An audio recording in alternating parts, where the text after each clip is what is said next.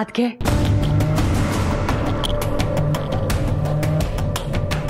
ಕ್ಷಮಿಸಿ ಅದಕ್ಕೆ ಜನನಿ ನನ್ನ ಮಗಳು ಅವಳು ನಾನು ಹೇಳ್ದಾಗ ಕೇಳ್ತಾಳೆ ಅನ್ನೋ ಹುಮ್ಮಸ್ಸಲ್ಲಿ ಅವಳನ್ನ ಬದಲಾಯಿಸ್ತೀನಿ ಅಂತ ನಾನು ನಿಮ್ಮ ಹತ್ರ ಹೇಳಿ ಹೋಗಿದ್ದೆ. ಆದರೆ ಅದು ನನ್ನ ಕೈಯಲ್ಲಿ ಆಗದೆ ಇರೋ ಕೆಲಸ ಅಂತ ಅವಳ ಹತ್ರ ಮಾತಾಡಿದ್ಮೇಲೆ ನನಗೆ ಗೊತ್ತಾಯಿತು. ನಾನು ಅವಳಿಗೆ ಎಷ್ಟು ಬುದ್ಧಿ ಹೇಳಿದ್ರು ಯಾಕೆ ಹೀಗೆ ಮಾಡಿದೆ ಅಂತ ಕೇಳ್ಕೊಂಡ್ರು ಅವಳು ಮಾತ್ರ ನನ್ನ ಮಾತಿಗೆ ಸೊಪ್ಪು ಹಾಕಿಲ್ಲ. ಮಗು ವಿಚಾರದಲ್ಲಿ ಅವಳಿಗಿರೋ ಹಠದ ಧೋರಣೆನ ಬದಲಾಯಿಸ್ಕೊಳ್ಳೋ ಯಾವ ಲಕ್ಷಣನೂ ಕಾಣಿಸ್ತಾ ಇಲ್ಲ. ಅದಕ್ಕೆ ಏನು ಮಾಡೋಕ್ಕಾಗುತ್ತೆ ಹೇಳಿ?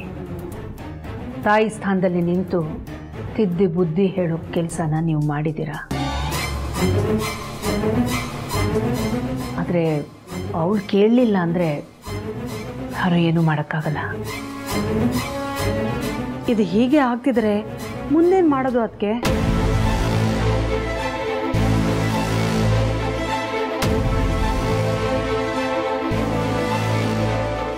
ಯೋಚನೆ ಮಾಡ್ತೀನಿ. ಸರಿ ಅದಕ್ಕೆ. ಅಖಿಲ, ಜನನಿ ರತ್ನವೇಣಿ ಮಾತು ಕೇಳ್ತಿಲ್ಲ ಅನ್ನೋ ಕಾರಣಕ್ಕೆ ನಾವು ಸುಮ್ಮನೆ ಕೂರೋಕ್ಕಾಗಲ್ಲ. ಇದಕ್ಕೇನಾದರೂ ಒಂದು ಪರಿಹಾರ ಹುಡುಕ್ಲೇಬೇಕು. ಹೌದು ರಘು, ಪರಿಹಾರ ಇದ್ದೇ ಇರುತ್ತೆ. ಇದೆ, ಸ್ವಲ್ಪ ಕಷ್ಟ ಅನ್ನಿಸ್ಬೋದು ಅಷ್ಟೇ. ಆದರೆ ಇದಲ್ಲದೆ ಬೇರೆ ಯಾವ ದಾರಿನೂ ನನಗೆ ತೋಚ್ತಾ ಇಲ್ಲ. ಏನದು? ಏನು ಅಂತ ಈಗಲೇ ಕೇಳಬೇಡಿ. ಈಗಲೇ ಹೇಳೋಕ್ಕೆ ನನ್ನಿಂದ ಸಾಧ್ಯವೂ ಇಲ್ಲ. ಆದರೆ ಆದಷ್ಟು ಬೇಗ ಎಲ್ರಿಗೂ ನಾನೇ ತಿಳಿಸ್ತೀನಿ.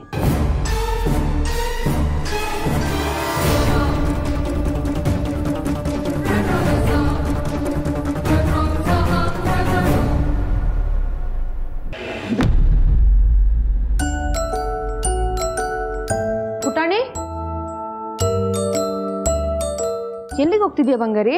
ಪಾರು ಹತ್ರ. ಏನಕ್ಕೆ ಅವ್ರ ಹತ್ರ? ನಿನ್ನಿಂದ ಹೋಗೇ ಇಲ್ಲ, ಅದಕ್ಕೆ. ಈಗೇನು ನಿನಗೆ ಮೊಬೈಲ್ ತಾನೇ ಬೇಕು? ನಾನು ಕೊಡ್ತೀನಿ, ಆದ್ರೆ ನೀನ್ ಯಾರ ಹತ್ರನೂ ಹೋಗ್ಬಾರ್ದು, ಸರಿನಾ? ಸರಿ ಮಮ್ಮಿ. ಸರಿ ತಗೋ. Thank you mummy. ನೀನ್ ಇಲ್ಲೇ ಕೂತು ಗೇಮ್ ಆಡ್ತಿರೋ, ನಂದು 2 ನಿಮಿಷ ಬರ್ತೀನಿ.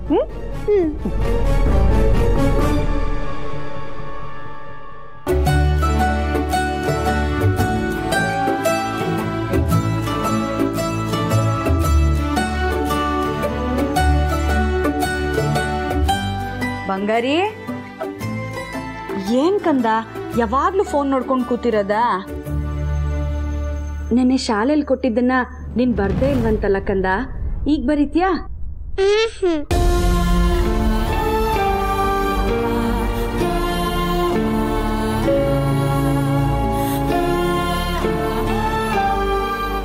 ಕಂದ, ಓದಿ ಬರೆಯೋ ಸಮಯದಲ್ಲಿ ಈ ರೀತಿ ಎಲ್ಲ ಫೋನ್ ನೋಡಬಾರ್ದು.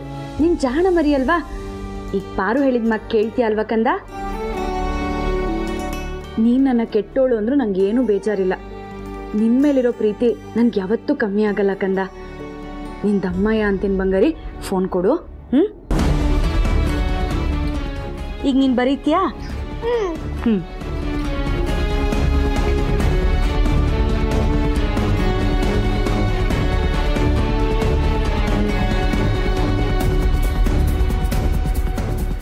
ನಮ್ಮ ಬಂಗಾರಿ ಜಾಣೆ ಅಲ್ವಾ?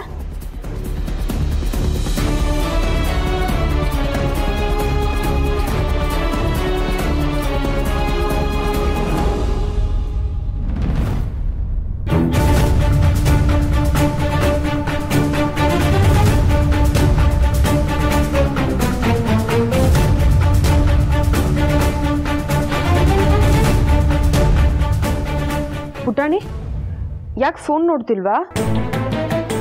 ಯಾಕೆ? ನಾನೇ ಫೋನ್ ತೆಗೆದು ಆ ಕಡೆ ಇಟ್ಟೆ ಜನ್ನಿ. ಏನಕ್ಕೆ? ಮಕ್ಕಳು ಯಾವಾಗಲೂ ಫೋನ್ ನೋಡ್ತಾ ಇದ್ರೆ ಬುದ್ಧಿ ಮಂದ ಆಗುತ್ತೆ, ಚುರುಕಾಗಲ್ಲ. ನೀವು ಅನ್ಕೊಂಡ ಹಾಗೆಲ್ಲ ಏನೂ ಆಗಲ್ಲ. ನನ್ನ ಮಗಳು ಓದೋದ್ರಲ್ಲಿ ತುಂಬಾ ಬುದ್ಧಿವಂತೆ ಅಲ್ವಾ ಕಂದ? ಅಲ್ವಾ? ಮತ್ತೆ ಪಾಪ ಬೆಳಗ್ಗೆಯಿಂದ ಸ್ಕೂಲು ಓದೋದು ಬರೆಯೋದು ಹೋಮ್ವರ್ಕು ಬರೀ ಇದೇ ಆಗಿರುತ್ತೆ. ಹೀಗೆ ಆದರೆ ಮಕ್ಳಿಗೆ ರೆಸ್ಟಲ್ಲಿಂದ ಸಿಗಬೇಕು. ಬಂಗಾರಿ, ನೀನೇನು ತಲೆ ಕೆಡಿಸ್ಕೋಬೇಡ, ಆರಾಮಾಗಿ ಫೋನ್ ನೋಡು. ತಗೋ ಫೋನ್ ನೋಡು. ಪುಟಾಣಿ, ನಾನು ನಿಮ್ಮ ಮಮ್ಮಿ ಹೇಳ್ತಾ ಇದ್ದೀನಿ, ಫೋನ್ ನೋಡು, ಏನೂ ಆಗಲ್ಲ.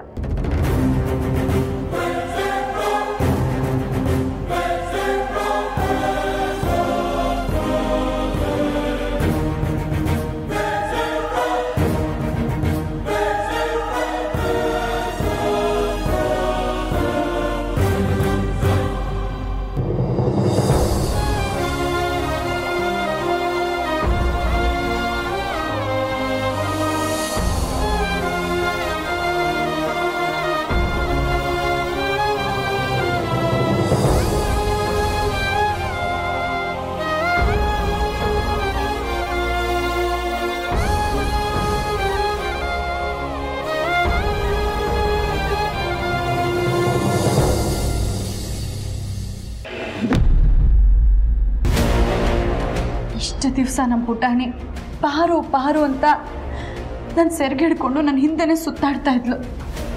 ಆದರೆ ಈಗ ಜನನಿನ್ ಬಿಟ್ಟು ಬರ್ತಾ ಇಲ್ಲ. ಅವಳು ಕೊಟ್ಟಿರೋ ಫೋನ್ ಇಟ್ಕೊಂಡು 3 ಹೊತ್ತು ಅದರಲ್ಲಿ ಆಟ ಆಡ್ತಾ ಇರ್ತಾಳೆ. ಇದು ಹೀಗೆ ಮುಂದುವರೆದ್ರೆ ನಾನು ಏನು ಮಾಡಲಿ? ಒಂದು ಕಡೆ ನನ್ನ ಕಣ್ಣು ಮುಂದೆನೆ ನನ್ನ ಮಗಳ ಜೀವನ ಹಾಳಾಗ್ತಿದೆಯಲ್ಲ ಅನ್ನೋ ನೋವು, ಇನ್ನೊಂದು ಕಡೆ ನನ್ನ ಮಗಳು ನನ್ನಿಂದ ದೂರ ಆಗ್ತಿದ್ದಾಳಲ್ಲ ಅನ್ನೋ ಕೊರಗು. ಯಾವ್ದನ್ನು ಸಹಿಸ್ಕೊಳ್ಳಿ? ಯಾವ ತಾಯಿನೂ ತನ್ನ ಮಕ್ಕಳು ಹಾಳಾಗ್ಲಿ ಅಂತ ಬಯಸಲ್ಲ. ಅಂಥದ್ರಲ್ಲಿ ನಮ್ಮ ಜನನಿಗೆ ಏನಾಗಿದೆ?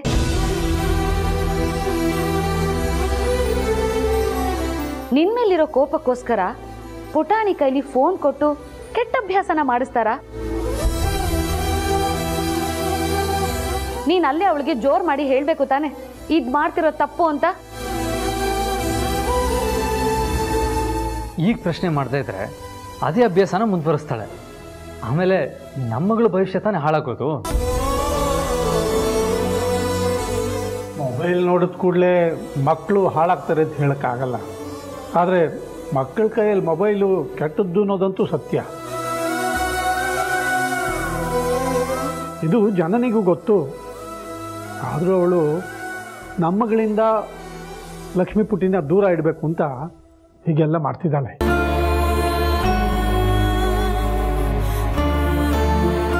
ಹಾಗಂತ ನಾವು ಮಾತಾಡದೇ ಇದ್ದರೆ ತಪ್ಪಾಗುತ್ತೆ. ಬೆಳೆಯೋ ಪೈರು ಮೊಳಕೆಯಲ್ಲಿ ಇಂದಂಗೆ ಈಗಲೇ ಪುಟಾಣಿ ನಿಮ್ಮ ಮಾತು ಕೇಳದೆ ಇರೋಳು ಮುಂದೆ ಅವ್ರ ಜೊತೆ ಸೇರ್ತಾಳೆ ಅವಳು.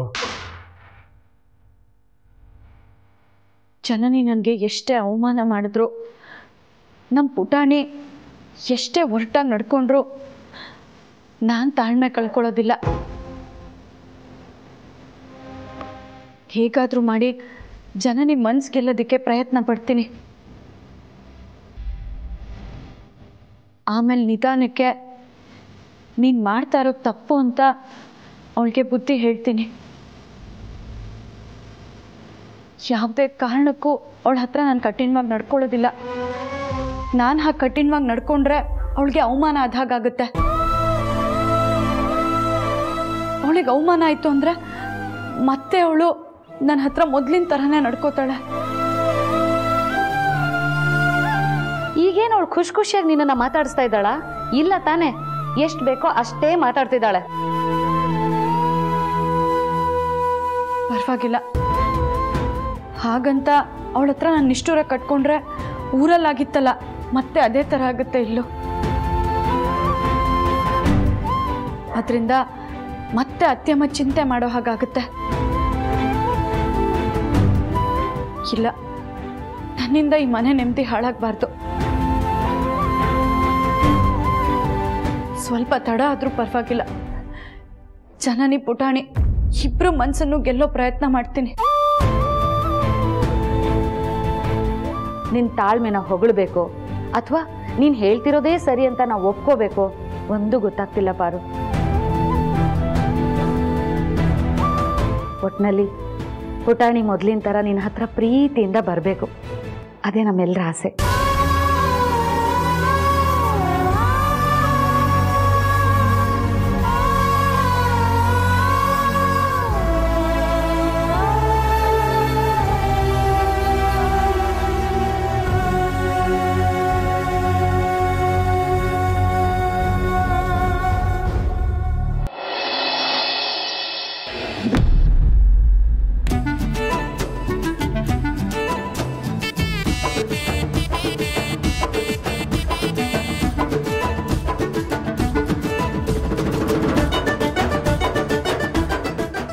ಕೊನೆಯವರೆಗೂ ಜನನಿನ ನಂಬ್ಕೊಂಡಿರೋಕ್ಕಾಗಲ್ಲ.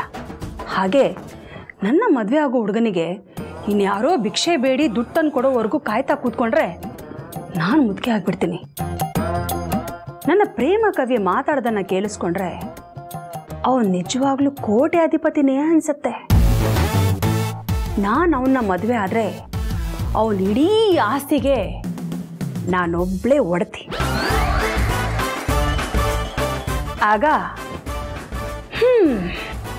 ಇನ್ನೊಬ್ಳು ಅಖಿಲಾಂಡೇಶ್ವರಿ ಥರ ನಾನು ಮೆರಿಬೋದು. ನಾನು ಈಗಿಂದೀಗಲೇ ಈ ವಿಷಯನ ನನ್ನ ಪ್ರೇಮ ಕವಿಗೆ ಹೇಳಿಬಿಡ್ತೀನಿ.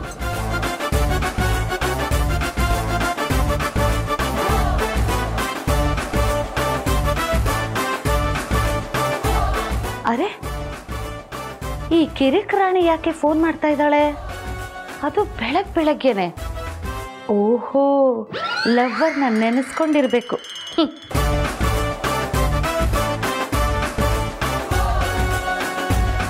ಹೇಳ್ಕೊಳಕ್ ಒಂದೂರು, ಹೇಳ್ಕೊಳಕ್ ಒಂದೂರು. ರತ್ನ, ನನ್ನ ಗಂಟ್ಲು ಯಾಕೋ ಇವತ್ತು ಸ್ವಲ್ಪ ಸರಿ ಇಲ್ಲ. ಡೈರೆಕ್ಟಾಗಿ ಮಾತೆ ಶುರು ಮಾಡಿಬಿಡೋಣ. ಸರಿ, ಹಾಗೆ ಮಾಡ್ತೀನಿ. ಶುಭೋದಯ. Good morning. ನಿಮ್ದೆಲ್ಲನೂ ನಂದೇ ಆದಮೇಲೆ ನಿಮ್ಮ ಕಷ್ಟನೂ ನಂದೇ ತಾನೇ? ಅರ್ಥ ಆಗಲಿಲ್ಲ. ಅಂದರೆ ನಮ್ಮ ಪ್ರೀತಿಗೋಸ್ಕರ ನಾನೇ ಭಿಕ್ಷೆ ಬೇಡ್ತೀನಿ ಅಂದೆ.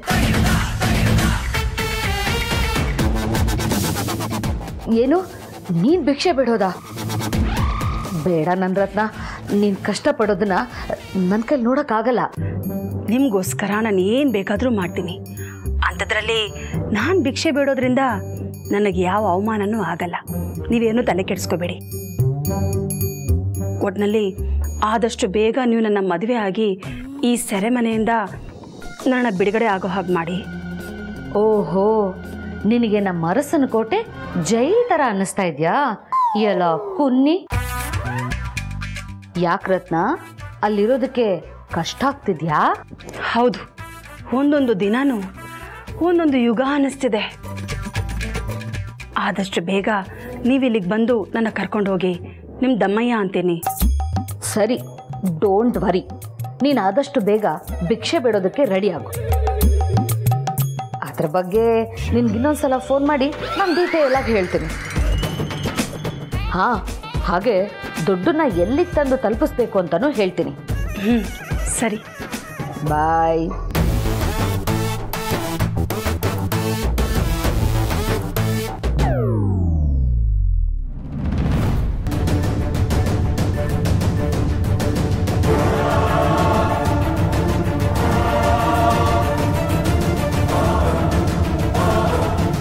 ಏನು ದಾಮು, ದುಡ್ಡನ್ನ ಯಾರಿಗೋ ಎಲ್ಗೋ ತಂದು ಕೊಡಬೇಕು ಅಂತಿದ್ದೆ? ಅದೇ ರೀ, ನಾನು ಅವತ್ತು ಹೇಳಿದ್ನಲ್ಲ, ದುಡ್ಡು ಚೀಟಿ ಗಿರಾಕಿ. ನೀನು ಹೇಳ್ತಿರೋ ನಿಜನಾ? ನಿನ್ನ ಮಾತು ನಂಬೋದಾ? ರೀ, ನನ್ನ ಗಂಡ ಮೋಹನ್, ನಾನು ಹೇಳೋದ್ರ ಮೇಲೆ ನಂಬಿಕೆ ಇಲ್ವಾ? ನನ್ನನ್ನೇ ನೀವು ನಂಬಲ್ವಾ? ದಮ್ಮು, ಖಂಡಿತವಾಗ್ಲೂ ನಂಬ್ತೇನೆ ಕಣೆ. ಆ ನಂಬಿಕೆ ಯಾವಾಗಲೂ ಇರುತ್ತೆ. ಆದರೆ ಫೋನ್ನಲ್ಲಿ ರೀ, ಆದ್ರೇನು ಇಲ್ಲ ಗೀದ್ರೇನು ಇಲ್ಲ, ನೀವು ಸ್ವಲ್ಪ ಸುಮ್ಮನೆ ಇರಿಪ್ಪ.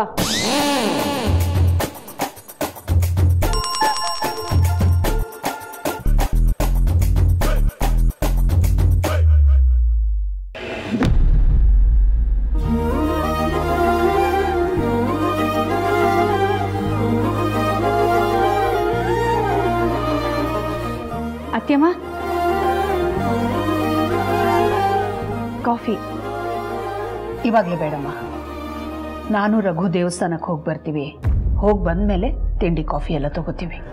ದೇವಸ್ಥಾನಕ್ಕ ಏನು ವಿಶೇಷ ಅತ್ಯಮ್ಮ? ವಿಶೇಷ ಅಂತ ಏನಿಲ್ಲಮ್ಮ, ಸುಮ್ಮನೆ ಹೀಗೆ. ಇದ್ದಕ್ಕಿದ್ದಾಗೆ ದೇವಸ್ಥಾನಕ್ಕೆ ಹೋಗ್ತಾ ಇದ್ದೀರಲ್ಲ ಅತ್ಯಮ್ಮ, ನಿಮ್ಮ ಮುಖದಲ್ಲಿ ಆತಂಕ ಎದ್ದು ಕಾಣ್ತಾ ಇದೆ. ಏನಾದರೂ ಸಮಸ್ಯೆನಾ? ಏನು ಸಮಸ್ಯೆ ಅನ್ನೋದನ್ನ ನೀನು ಹೇಳಬೇಕಮ್ಮ ಪಾರ್ವತಿ.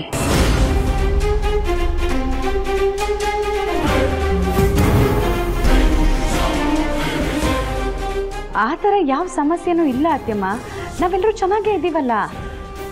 ಹೌದೇನು? ನನ್ನ ಮನಸ್ಸಿನ ನೆಮ್ಮದಿಗೋಸ್ಕರ ನಾನು ದೇವಸ್ಥಾನಕ್ಕೆ ಹೋಗ್ತಾ ಇದ್ದೀನಮ್ಮ. ಅಮ್ಮ, ಏನು ಹೇಳ್ತಾ ಇದ್ದೀರಾ?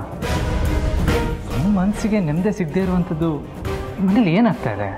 ಅಯ್ಯೋ, ಗಾಬರಿ ಆಗ್ಬೇಡಪ್ಪ, ಅಂಥದ್ದೇನೂ ಇಲ್ಲ. ನನ್ನ ಮನಸ್ಸಿನ ಶಾಂತಿಗೋಸ್ಕರ ದೇವಸ್ಥಾನಕ್ಕೆ ಹೋಗ್ತಿದ್ದೀನಿ ಅಷ್ಟೇ. ಮನುಷ್ಯ ಕೆಲಸದಿಂದ ಬಿಡುವು ತಗೊಂಡ ಅಂದ ತಕ್ಷಣ ಚಿಂತೆಯಿಂದನೂ ಬಿಡುವು ತಗೊಂಡಿದ್ದಾನೆ ಅಂತ ಅಲ್ವಲ್ಲ. ಸಹಜನೇ, ಒಂದಲ್ಲ ಒಂದು ಚಿಂತೆ ಕಾಡ್ತಾನೇ ಇರುತ್ತೆ. ಅದಕ್ಕೆ ಸಮಾಧಾನಕ್ಕೋಸ್ಕರ ದೇವಸ್ಥಾನಕ್ಕೆ ಹೋಗ್ತೀನಿ ಅಂತ ಹೇಳಿದ್ದು ನಾನು. ಅಮ್ಮ, ನಾನು ಬರಲ್ಲ. ಹೇಗಿದ್ರು ನಾನು ಆಚೆ ಹೋಗ್ತಾ ಇದ್ದೆ. ಪರವಾಗಿಲ್ಲಪ್ಪ ಆದಿ, ನೀನು ನಿನ್ನ ಕೆಲಸದ ಮೇಲೆ ಹೊರಟಿದೀಯಾ, ಅದನ್ನು ಅಚ್ಚುಕಟ್ಟಾಗಿ ಮಾಡಿ ಮುಗಿಸು. ನಾನು ರಘು ಹೋಗಿ ಬರ್ತೀವಿ, ಏನೂ ತೊಂದರೆ ಇಲ್ಲ. ಸರಿಮ್ಮ.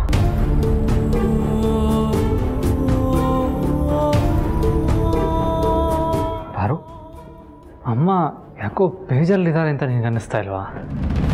ಹೌದು ಯಜಮಾನ್ರೆ, ಏನಾದರೂ ಸಮಸ್ಯೆನಾ ಅಂತ ಕೇಳಿದೆ. ಯಾಕೆ ನಿನಗೆ ಗೊತ್ತಿಲ್ವಾ ಅಂತ ಅವ್ರು ಮತ್ತೆ ನನ್ನನ್ನೇ ಕೇಳಿದ್ರು. ಬಹುಶಃ ನಮ್ಮ ಪುಟಾಣಿ ನಡ್ಕೊಳ್ತಾ ಇರೋ ರೀತಿ ಅವ್ರ ಮನಸ್ಸಿಗೆ ನೋವಾಗಿದೆ ಅಂತ ಅನ್ಸುತ್ತೆ. ಸರಿ ಪಾರು, ನಾನಿನ್ನು ಹೊರಡ್ತೀನಿ. ಕೆಲಸ ಮುಗಿಸ್ಕೊಂಬರೋದು 1-2 ದಿನ ಆಗ್ಬೋದು. ಸರಿ ಯಜಮಾನ್ರೆ, ಹುಷಾರಾಗಿ ಹೋಗಿ ಬನ್ನಿ. ಬರ್ತೀನಿ.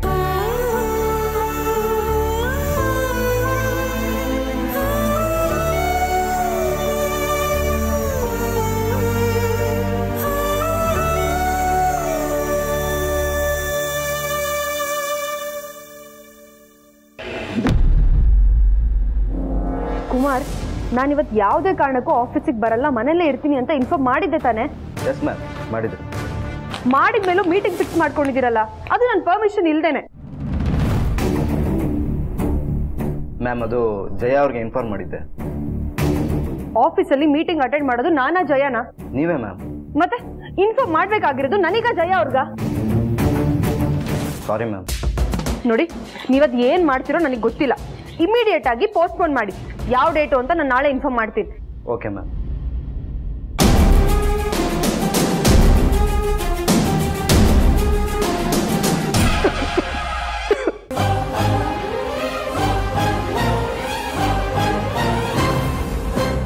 ಜನನಿ, ನಿಮ್ಗೆ ಕಷ್ಟ ಆಗ್ತಾ ಇದೆಯಾ? ಇಲ್ಲ.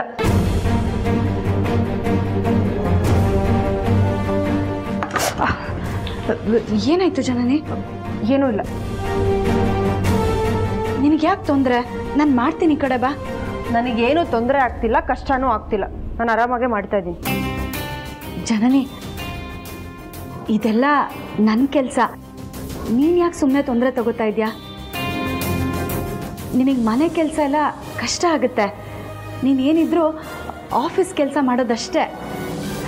ಕೊಡು, ನಾನು ಮಾಡ್ತೀನಿ. ಅಂದ್ರೆ ಏನ್ ನಿಮ್ಮ ಮಾತಿನ ಅರ್ಥ?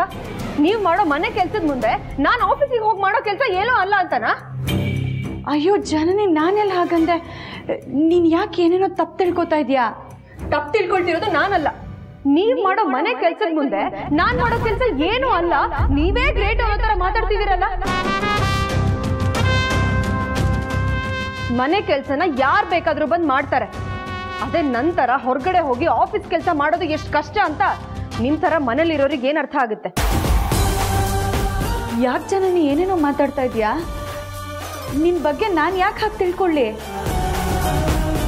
ಮತ್ತೆ ಹಾಯಾಗಿ ಆಫೀಸಿಗೆ ಹೋಗಿ ಕೆಲಸ ಮಾಡ್ಕೊಂಡು ಬರ್ತಿದ್ಯಾ ಅಂತ ಹೇಳ್ತಿದ್ದೀರಲ್ಲ, ಮನೇಲಿ ಕುತ್ಕೊಂಡು ಅಡುಗೆ ಮಾಡೋರಿಗೆ ನನ್ನ ಕಷ್ಟ ಏನು ಅರ್ಥ ಆಗುತ್ತೆ?